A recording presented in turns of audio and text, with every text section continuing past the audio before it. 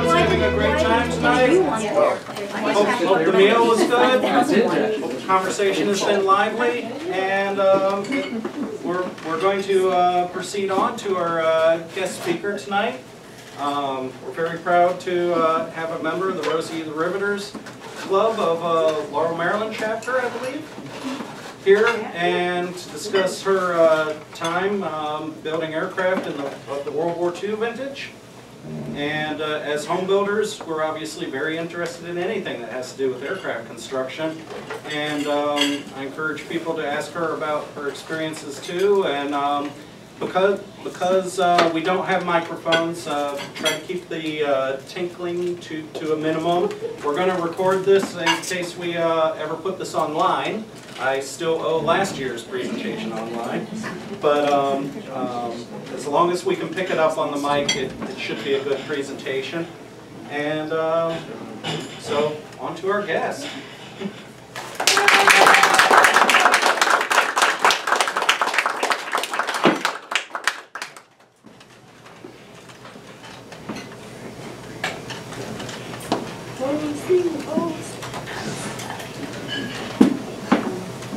Ray holds me up. Yeah. Yeah, I look at this calendar. Please come over to the center, ladies, so we can all see you. I look at this calendar, and I saw it before you all did. And I said to the family, there's that lady there. And so anyway, I guess I'm supposed to be very proud to be able.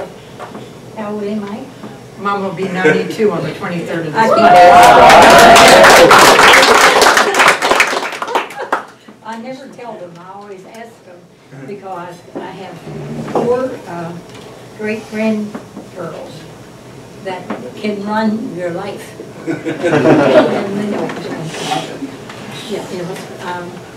And this was at their convention in Omaha, Nebraska, and the young man took us in this room, and Anne-Marie said, "Well, I think he's taking pictures." So when we get in the room, he was taking pictures. We waited for a long time because he had lots of people lined up, and that's what he came up with. So that's the latest for my time of that. Okay. It was presented by a workforce in Seattle, Washington, and they came out to the conventions. The Rosie the Riveters is a national organization, and we have a convention reunion every year. And since my sister, I have one sister, Margie, and I was born in 1946, right after the wars, when Mom left Fairchild. She went back home to Berryville, Virginia, and met my dad, and the next thing you know, they're in Laurel, Maryland, and I was born at Leland Memorial Hospital. And what happened is that Mama really didn't tell Margie and I what she did all those years. I mean, you know, she's a stay-at-home mom and raised us and everything. And so I guess up until about probably 10, 12 years ago, we found out that Mom had this job because she didn't have any jobs. She took care of Daddy and us. But anyway, we found out that there was a national organization, and so then we got involved, and we've gone to the reunions and the conventions. We've been, our most exciting one was when we went to the National Park Service has a Rosie the Riveter museum, and right there in California, and it's right outside of San Francisco. Mom, what is it? It's the city. No, the city in California. Oh, for goodness sake. Richmond, California.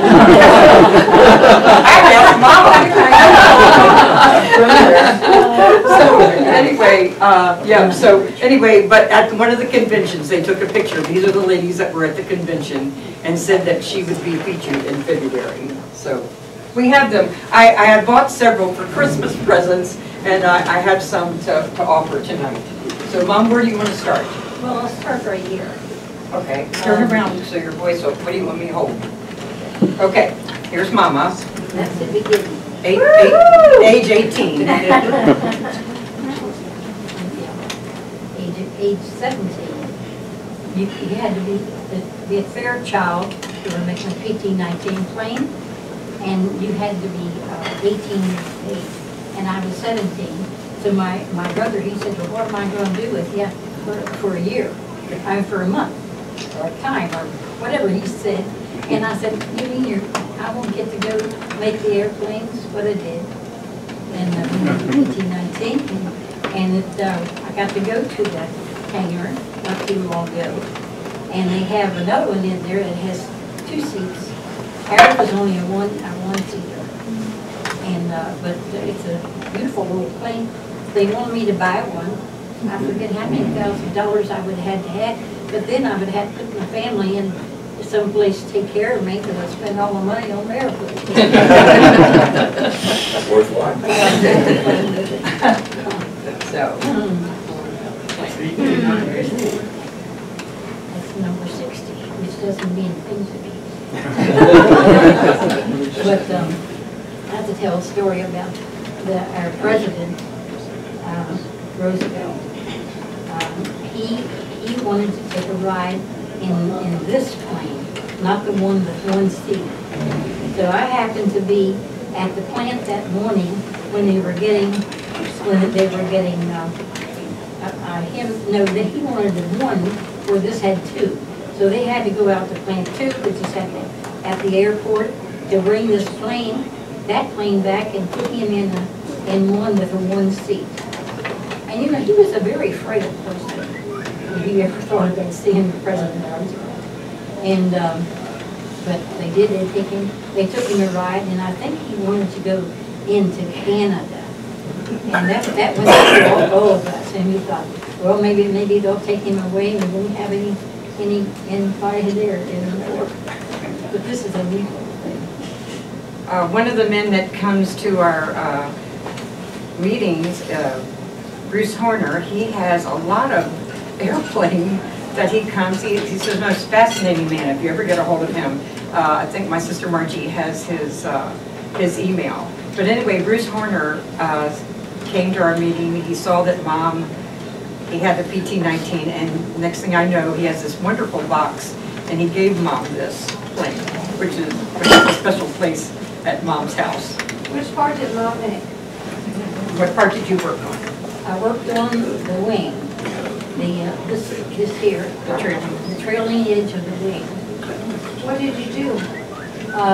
We riveted, and then if we had a rush job, we had somebody that would drill the hole ahead of us and then go.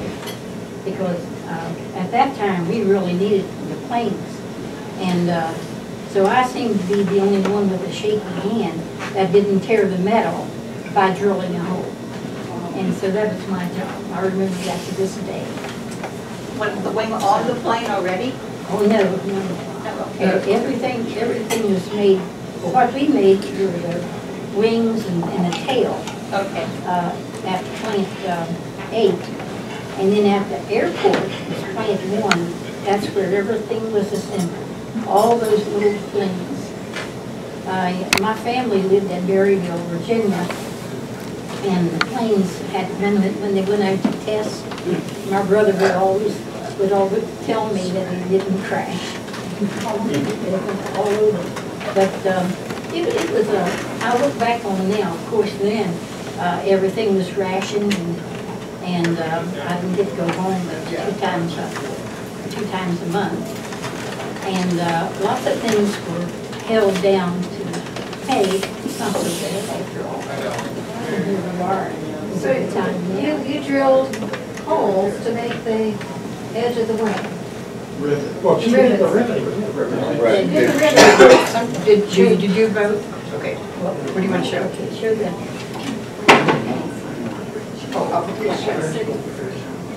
Okay. See, there's an awful lot to see. But this is the wing that we worked on. And this is called the leading edge. And then down here's a trailing edge.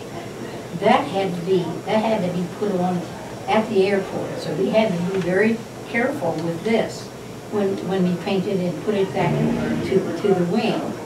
And then down here, that's where all the flaps and everything when your plane is flying on this type plane.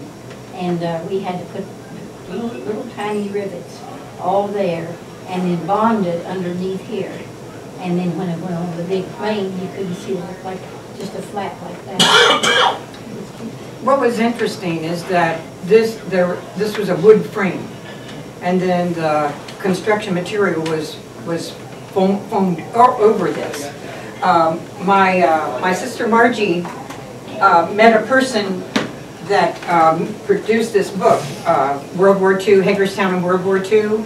And what was so interesting is that we marked this one spot is that any place that had to do with wood, like the Staten Furniture Company, Moeller, Oregon, their wood stopped producing furniture and organs to go into the planes at Hagerstown to do the PT-19s and the planes that followed it.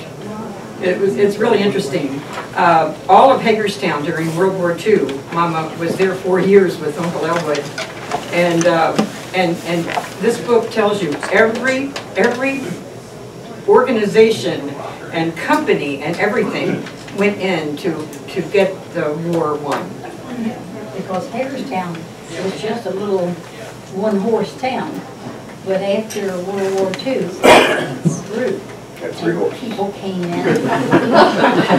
What did you drill with? We had the drills. I think I had one of my husbands, but there were those round fat like that, and like this long, and had that where you put the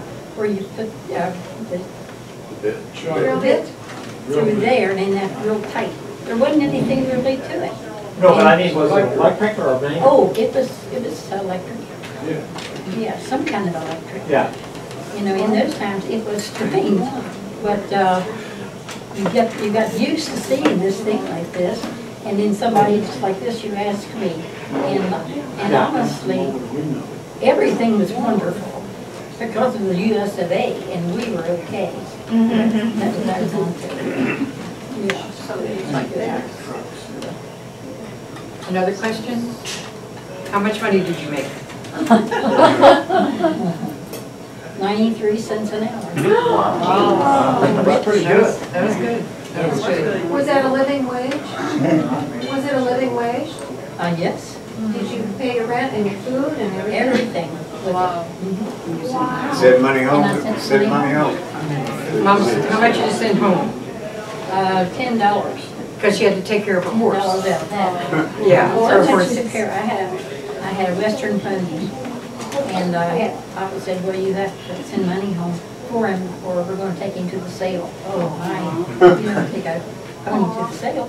And so then I got to thinking about my money, and then my brother took me seriously that I really was going to stay there and help build his plane, and it just seemed like I was there forever. And it's still there. How many PT-19s do you think were built? Oh my. A lot, like thousands? I don't know if I go that far, 1,000, but I did a rough calculation a little bit ago, and this is just really rough. She said she thought it took about a week and a half to turn out the wings.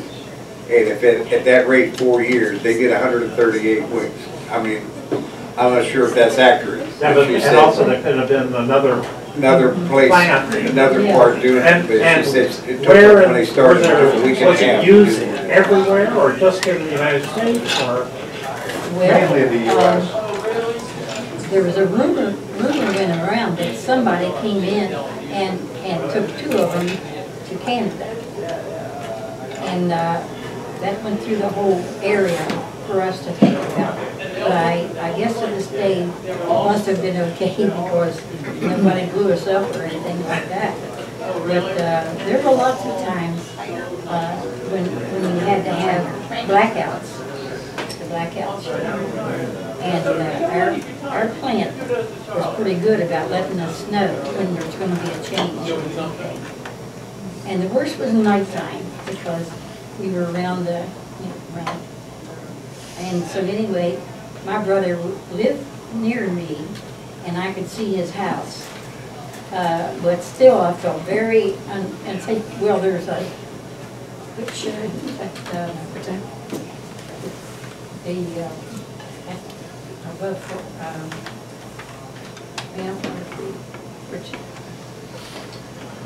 I'm trying to think of the air base above Hagerstown there. Camp Ritchie. Okay. Yeah. We had to depend on them for the safety of Fairchild, and since we were making the planes and everything, we really had security around the, So when I was on the 12 to 8, At night? It wasn't 12 to 8. At night? I was on the 12 to 8. 12 at night to 8 in the morning. And that wasn't so bad. But it's when we had to do the swing shift, you know what that is. That was kind of hard for us because there were some people trying to steal stuff from us, or hurt us. And so this one particular night, the girl that used to help me too after our shift, about 12:15 or so, she wasn't there that night, so I had to go alone.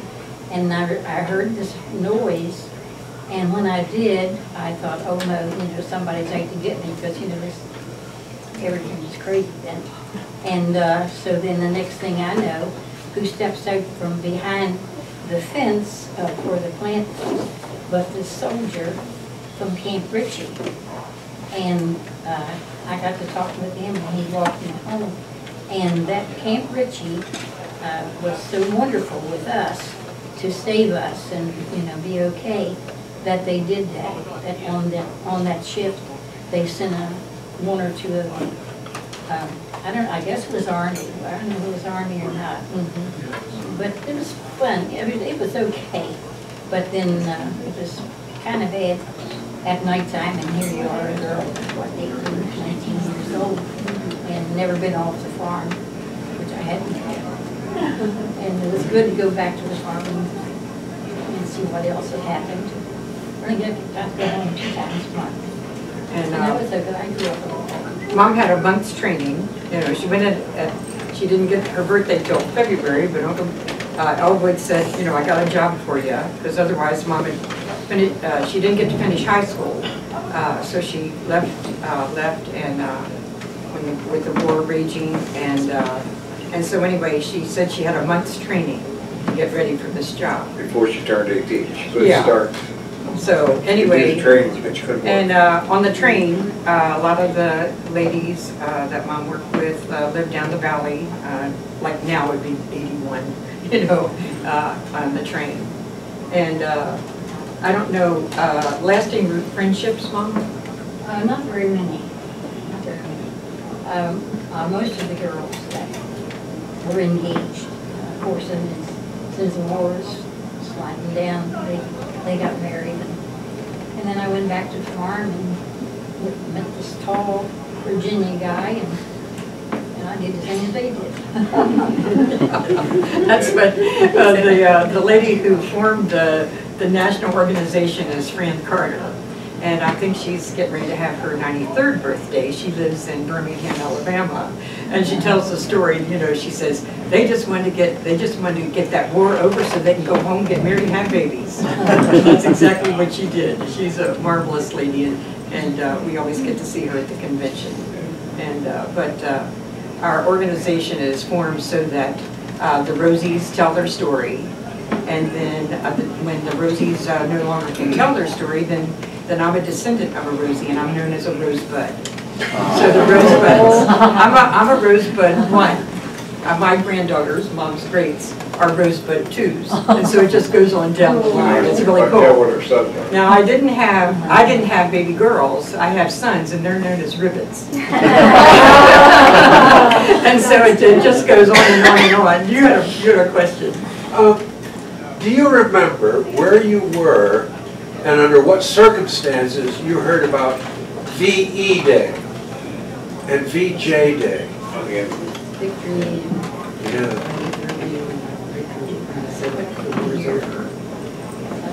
It was in 1945. But do you remember whether you were at home or you were in the factory, or where were you when you heard it? When I heard it, I think there was some way that our authority people knew something that was going to happen. Were you in the plant? Yes. Okay. It's with the plant.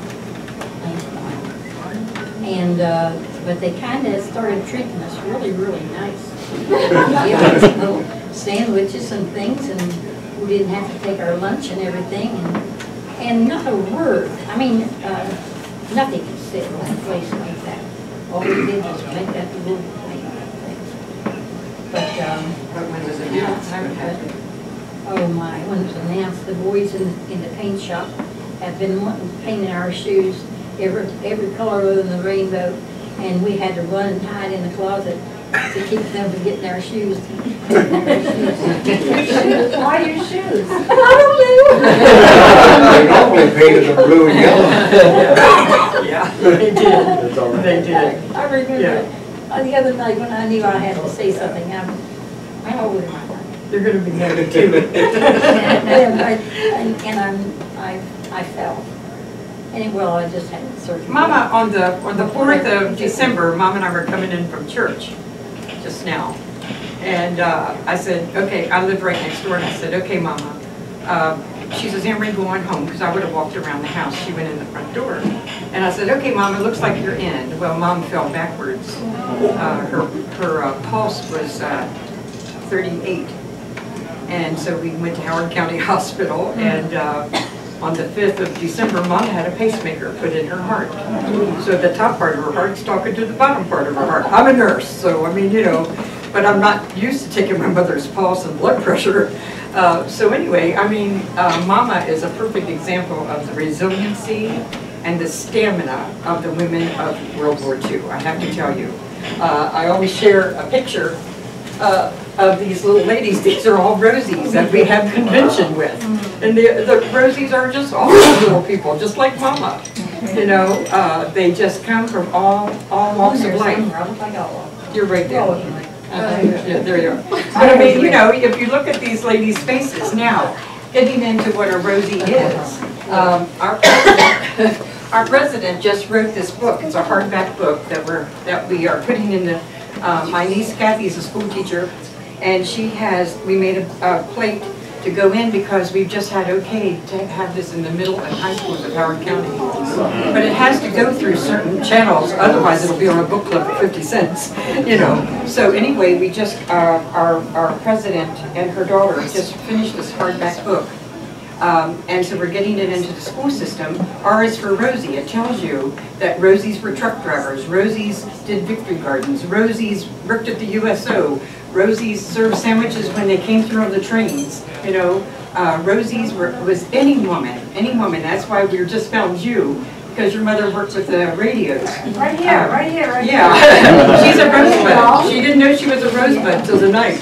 So if you have a grandmother that find out what she did, if your mother did anything for the war effort, you are a descendant of a Rosie. And those are the folks that we're trying to find. It's a most wonderful history that will never, ever happen again. Now there are groups that Mama has talked with, and they kind of look at it as a woman's lib thing. No way. The women were called to action. The men were gone.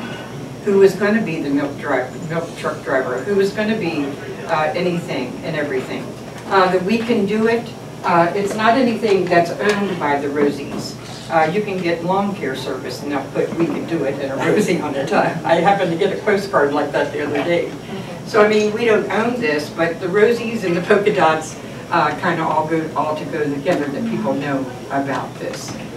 So we're trying to get the word out there, just like being here with you all. And feeling, I told Mama, I said, gee, feel the spirit in this room, you know, people that are interested in airplanes and things haven't changed. Planes still have wings. Mom always likes to, when we go traveling to our conventions, we've always liked to sit over the wing so Mom can see I'm working. These bags, now the Rosies do not offer this bag, but go to the airport at College Park. Let me talk about that. Okay. Yeah, don't be afraid to carry this bag. Oh. Somebody said to me, where in the world did you get something that had a this around their head? And I stood there and talked with them for a little while, you know, and then they said, oh, no, that's the Rosie everybody's talking about. Mm-hmm. That's how light to take things, which, you know, I don't know. The history, we're losing the history in our school system. Right. They're not doing this. Yeah, they're not interested. But where are we going to know where it came from? You know, and we should know our history. They had to wear the scarves to keep their hair from getting caught in the drill. Right. There were a lot of. Tell them about the safety, Mom. Well, the safety was hard to control because you couldn't pick. I couldn't pick the girl that was bucking for me when I was drilling. Oh. And the boy in the paint shop, she liked him. So every time he looked at her, she moved the bar. You know what that did, don't you? Yeah. Next thing I know, here comes the old pusher. No, older man, I guess it's old boy. I'm whatever. Right. I knew he's one. But anyway, he took the two of us to a room, and she bawled her head off. And her family had to come and get her. She couldn't take it anymore because she didn't get her way to make it again. And that's what we were up against with World War II. But you were looked into because they thought it possibly was espionage. That she had. That was the tear in the wing because it couldn't. They had to go another place because that had been damaged. But Mom was strong. Mom always said that she worked on the farm so she could handle that drill. But when the girl let it rip, then the snake part of it came back and tore a piece out of Mom's hair. So anyway, so to this day she still has that. And I don't have a wig. We have a story, of Mom's story for each person that would like to have one and tell Mom's story. So we'd like for her to share that with you.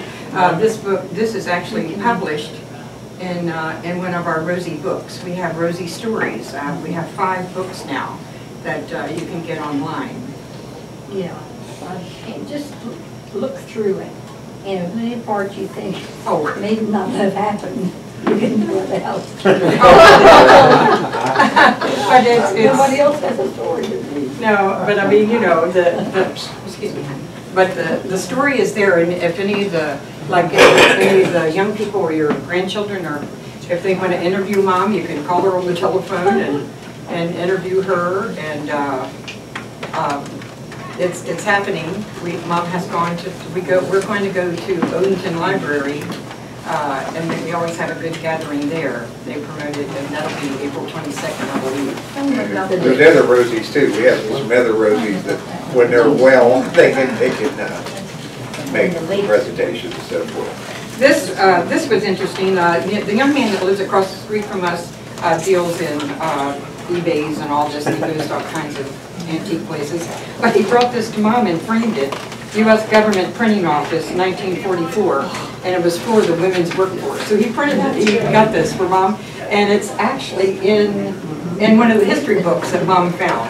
It's like, oh my goodness, you know, because it's telling everybody that they needed the women to work. I think when I closed that door, it made it warmer in here. So we were trying to help with it. So we'll open that. And it wasn't women good because as soon as the men came back, they all lost their jobs. Yeah. They were all fired, sent back to the farms. Oh, okay, that's great. Yeah, no, it's good to have them. Was there any other questions? Many injuries, Mama? Did you have any injuries? Few, I think. Not mom's plant that she knows about. Did they wear uniforms? Only, no, You had to wear hairnet. Just the hairnet? Just well, wear your own snooze. clothes? Well, they call it. Yeah, but this is the only time, Mom was brought up in the Dunker church. Women did not wear pants. But Mom had to wear like a coverall in the, Yeah, I would think you would. yeah. She had safety shoes, and you had to buy all of that, didn't you, Mom? She had to buy it all? You had to buy your clothes. Yeah, my first. Yeah, I would have thought they'd issue something, but they. Did they issue it, There Mom? wasn't enough war. Really. No, and it wasn't that expensive. Now, my goodness, I don't know what they need now for anything. Yeah. It's always This was a postcard, and then It was. your nephew blew this up. They blew it up for me. And it shows the airplanes over the PT-19s over Bakersfield. I'd like to ask Mom, what did you like most and what did you like least about working? About the working there? Yeah, most and least, what did you like? Okay, well, first of all, I had to be okay by my family. Because we were under the Dunker faith. And if you look back in the old Dunker way, nobody would fight anybody or, everything had to be okay. But with my brothers, my two brothers, one brother had a finger that didn't pass, but the other two, my family, had the church okay them to go to war. What faith is that? That's Dunker. It's kind of like a Mennonite. Mom wore a prayer cap. But what did you like? What did you do for fun during the war? Oh, we had movies. Okay, well, Go to the movies and I chased my nephew up and down Main Street. There wasn't much to do. There wasn't anything much to do. You had to do it on your own. And every once in a while, the echo would come in from California or someplace that all the people had to get out of the theater and go home and stuff like that. There were threats, lots of threats in those years. and then tell me about the certificate. Is that my certificate of award? Yep. I just told them. Oh, okay. All right. Anyway, it was known as the The Army Navy. Army Naval. After the war was settling down a little bit, and somebody was brave enough to make something that was Army and Navy together. Yeah. It's this can be passed. It's Mom's maiden name is Ferrybee. Ferrevee. And she wanted to know what she'd like least. Oh, what did you like least about the war? About your work. About the work. What was the least? The war took everybody away, all the fellows away. Mom's fiance was killed in Italy, so there was sadness there. How the family got a hold of Mom because Mom was working, and so there was a sadness.